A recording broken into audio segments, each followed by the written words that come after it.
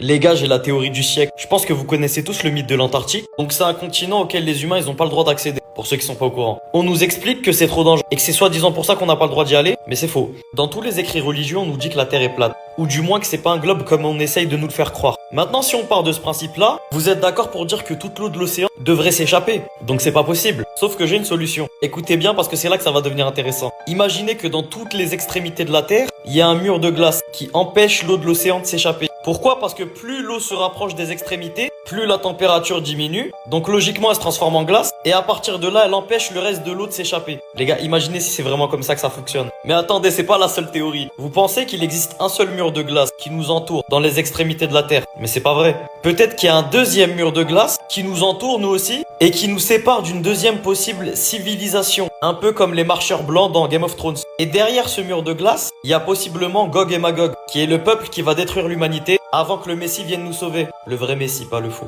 Maintenant les gars, j'ai réfléchi à un truc, peut-être que vous allez me prendre pour un fou. Mais vous êtes au courant qu'à cause du réchauffement climatique, les murs de glace ils s'effondrent de plus en plus. Donc si ma théorie elle est juste et qu'on vit tous dans un espèce de mur, ça voudrait dire que à cause du réchauffement climatique, ce mur il va possiblement s'écrouler. Et là on repart sur une théorie les gars, aujourd'hui c'est full théorie. Comme je vous l'ai déjà dit dans une précédente vidéo, il y a un peuple qui allait détruire l'humanité qui s'appelait Gog et Magog. Et Dieu il a donné la puissance à un roi de nous séparer d'eux à travers la création d'un mur, avant qu'ils nous détruisent complètement. Il y en a certains qui disent que parmi ce peuple, il y en a quelques-uns qui ont réussi à dépasser le mur, juste avant sa création. Et depuis ce jour, ils mènent un plan pour pouvoir le détruire, pour qu'ensuite le reste de leur peuple les rejoigne et les aide à asservir le reste de l'humanité. Donc là, je suis en train de me dire, tout ce qu'on est en train de faire avec les voitures, les avions. Parce que oui, pour ceux qui sont pas au courant, en réalité, on n'a pas besoin d'essence. Il y a des humains qui ont créé des voitures qui fonctionnent uniquement à l'eau, grâce à l'eau, et bizarrement, ces humains-là, ils ont disparu. Maintenant, si la théorie, elle est juste, l'équipe, ça voudrait dire que les voitures, les fusées, les avions, tout ça, ça va accélérer le réchauffement climatique.